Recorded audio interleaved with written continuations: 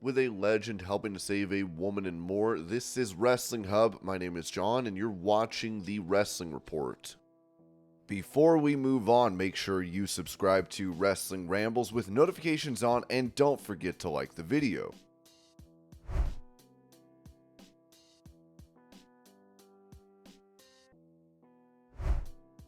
Revealing how grateful he is to not have to work for AEW President Tony Khan, who he recently got into a spat with on X. Eric Bischoff said on his 83 Weeks podcast, "I thank the Lord every day that I don't have to go to work for a guy like Tony Khan. I stayed supportive of Tony Khan until November 2 years ago. Tony Khan out and made an ignorant comment about Ted Turner. Completely ignorant. Tony doesn't have a clue what went on in WCW and why it's not around. The only thing he knows is what Dave Meltzer told him. It was disrespectful and ignorant. Once someone disrespects publicly someone I respect, they go on a different list. I don't care if you're a trust fund baby who owns a wrestling company, I no longer have any respect for you. That was it, Dax. It wasn't because I asked for a job and didn't get one. It wasn't because I was hoping I would get a job offer and it never came. I wake up every day grateful that I don't have to work for someone like Tony Khan. Or even if I wanted to work for Khan, I'm grateful I don't have to jump on a plane to do it or put up with what has obviously been the amount of drama that's taken place backstage in AEW far surpasses any of the fictional drama that has taken place in the ring. I don't want to be a part of that. Now, Dax, I understand you have to because you don't have options, but I do. If anybody out there listening, if you're the head of the network, if you're the head of a movie studio and you want me to come work with you, I have to be able to do it from my home. I'm not traveling unless I want to, so I don't want a job from anybody.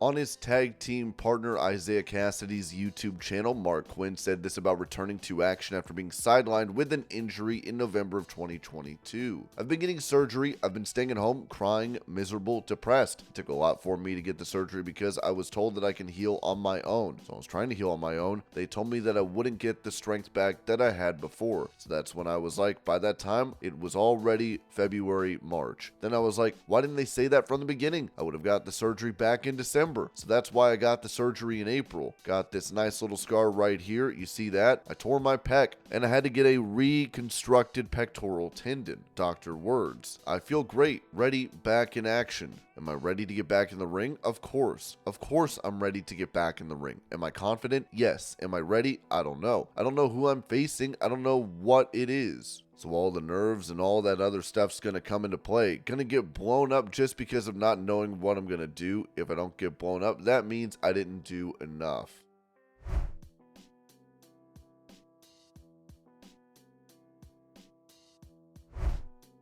Speaking about AEW President Tony Khan taking a shot at Jinder Mahal and using Hook as an example of being deserving of a title shot, Booker T said this about the situation on his Hall of Fame podcast. Do you remember 5 of those 28 wins that Hook had? I'm serious. Do you remember 5 of the guys that Hook beat? 3 of the guys Hook beat? I don't want anyone to think I'm hating on Hook. I don't want anyone to think that for 1 second that I'm hating on Hook. I want to touch on Tony Khan more than anything. When I asked, how many of those wins do you remember Hook had on television? That winning streak, you can't remember one. The thing is, seems like that would have been a hell of a time to make Hook a household name. Having that 28-0 run seems like it would have had all those shows on Dynamite. I don't know when the hell he picked up a 28-1 record because I haven't seen this kid. Personally, I don't watch a lot of AEW, but I do watch a lot of highlights from AEW, TNA, and every other organization, and I've not seen a whole lot of buzz about Hook. There should be a hell of a lot of buzz around Hook if he has a 28-1 record. I could be wrong. I could be wrong about that. I do know that if this kid was in reality of wrestling and he had a 28-1 run, he'd be near the top rung as far as people talking about him on a weekly basis.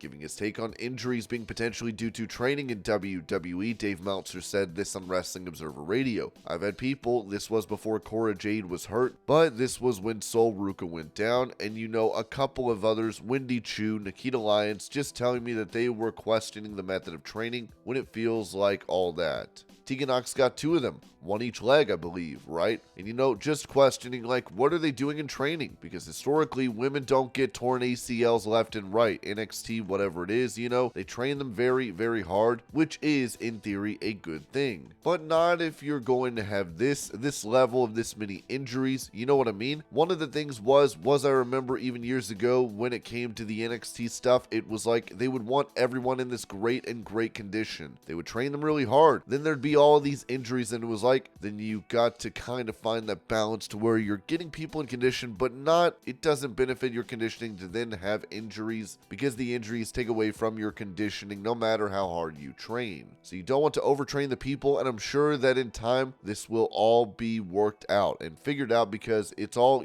this is the type of training that they do there with legitimate strength and conditioning coaches and things like that. It's somewhat new for wrestling. I mean, in the sense that it's more sophisticated training. New Japan does have a different kind of training. It's life and learn, but hopefully whatever it is, and I mean, obviously in the ring in a match, getting hurt in a match is a different thing that can happen at any time, but whatever it is, I mean, it's more with the women than the guys. A lot of women have been going down with torn ACLs as more than just a fluke coincidence, it feels like.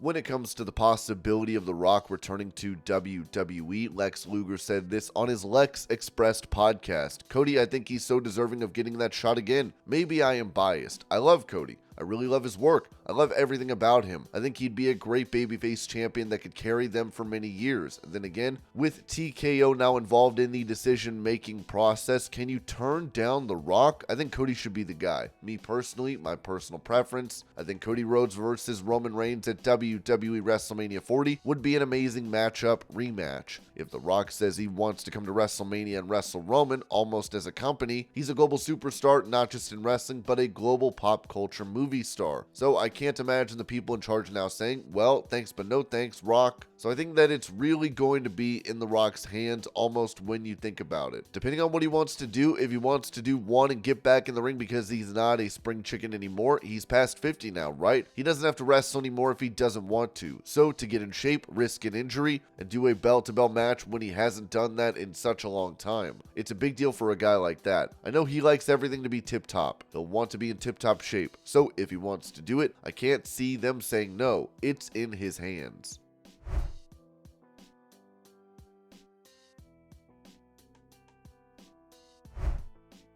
After a Spanish fly attempt during a match with Austin Theory and Carmelo Hayes, it would be reported that both suffered facial contusions. Now, Ringside News has said that Brian Alvarez provided an update on Wrestling Observer Radio, suggesting that Austin Theory is now in medical protocol, indicating that he may have been more significantly affected by the incident.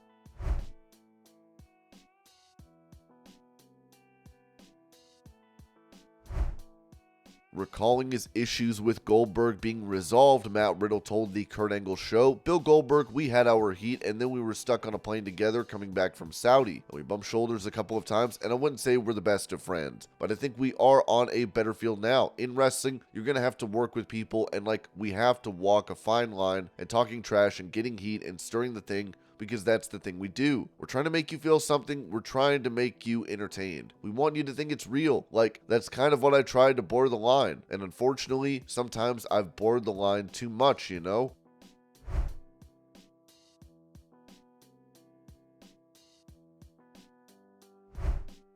Going over the schedule for the undisputed WWE Universal Champion Roman Reigns, Dave Meltzer noted on Wrestling Observer Radio, Roman Reigns is not on the Australia show. He's not on the Paris show Backlash either, by the way, for fans over there. Roman's going to be wrestling at the Royal Rumble, and then his next big match, he could do a TV match, but he's going to wrestle at the Royal Rumble, and then his next match is going to be his WrestleMania match. After that, I would presume it's going to be Saudi and SummerSlam.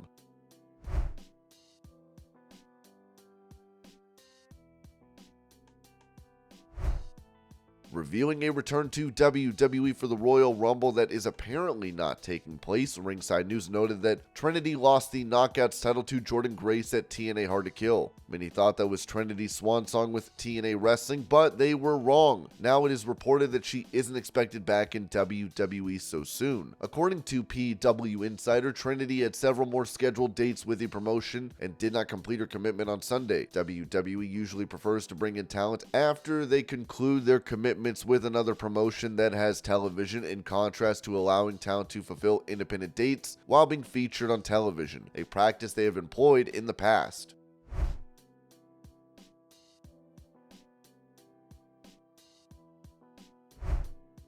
It seems Hulk Hogan and his friend were on the scene to help a woman get out of a car following a wreck, as TMZ reported. We're told a car erratically swerved across the lanes to catch an exit it was about to miss, and in the process clipped another car, which our sources say flipped over and tumbled. Hulk and company, our sources explain, pulled over immediately, with Hulk Hogan and his pal Jake rushing over to render aid to the driver, a woman whom we're told was rattled. Since they were first on the scene, we're told Hulk and Jake actually helped get her out of the car.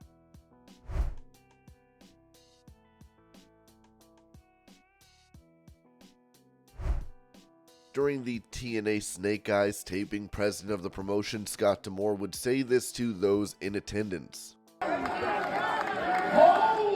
shit!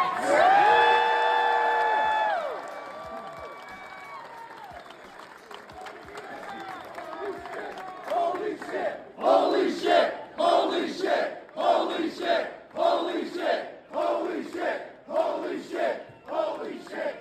I have loved this business since I was 4.5 years old and sat in my dying grandfather's hospital room, in my dying grandfather's hospital room, and watched wrestling at his bedside. And I have spent 30 plus years in this business, from getting murdered in every arena down the south with WCW, to northern tours in Canada, to my time in Jeff Jarrett, this company gave me my opportunity. And I saw the lowest of the lows when I came back here years ago. And I've seen how that dead corpse that lie here, that Bruce Pritchard announced dead, pronounced dead right here.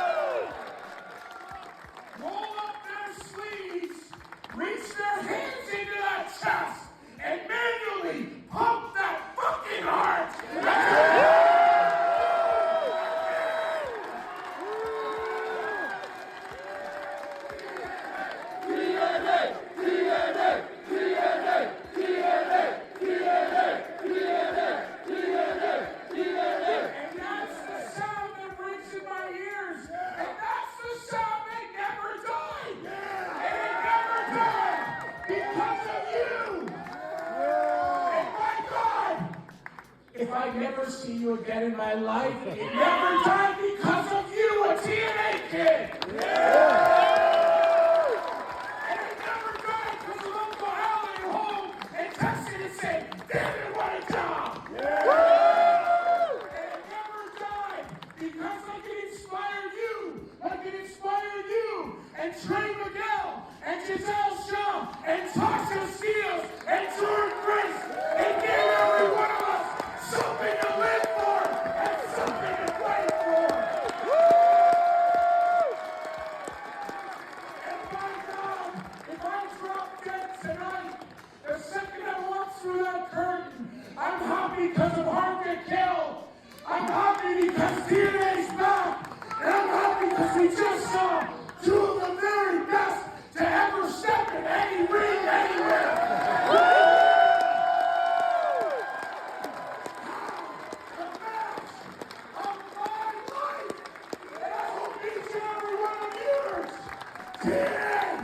It's back, and it's never, ever going away.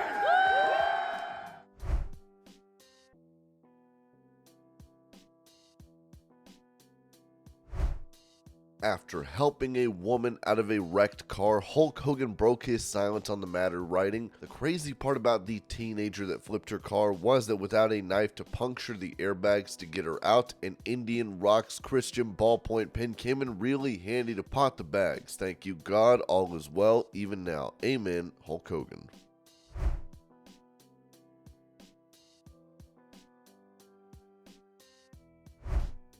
At the previously mentioned TNA Snake Eyes taping, Nick Nemeth, formerly known as Dolph Ziggler, said this about his goals in the promotion. Hard to Kill was one hell of a moment, wasn't it? TNA is back, baby. Start to finish. From the opening match to that main event, there was something in the air, and damn it, I loved every second.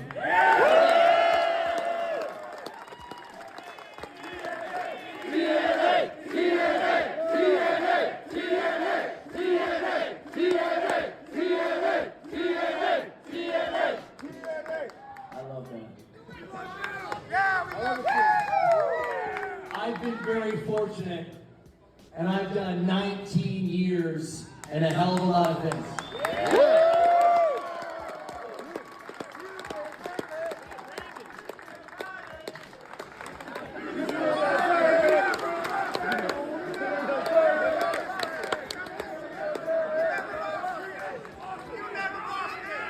Never lost it, damn straight.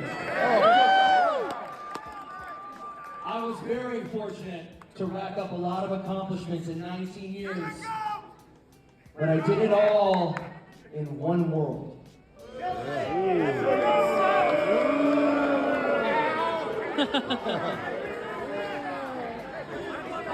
So I gotta admit to you guys, this start right here, this is a little intimidating. I got some emotions running through. You say I still got it, I never lost it. You never lost it. Welcome home.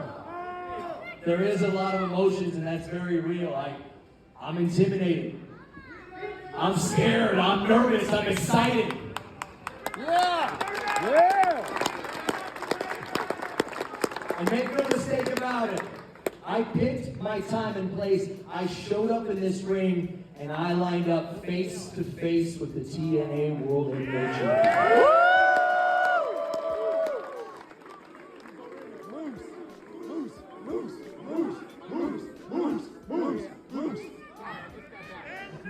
And I am going to become TNA World Champion.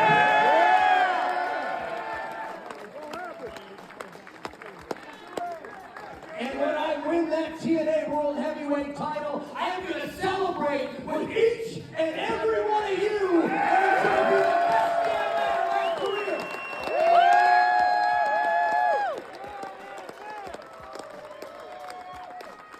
But I respect the men and the women of this locker room way too much to stroll in here, demand a world title match, and get it.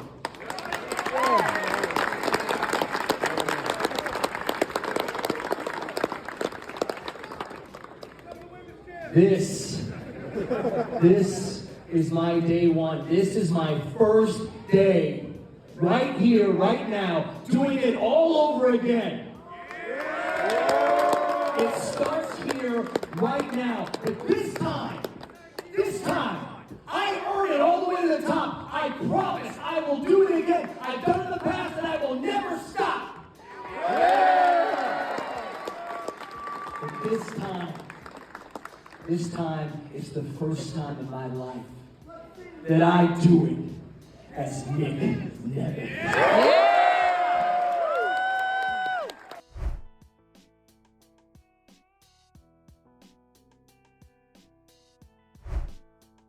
Providing more details on Cora Jade's recent injury, Dave Meltzer said this on X. The Cora Jade knee injury from the weekend house show we talked about on the show last night is an ACL tear.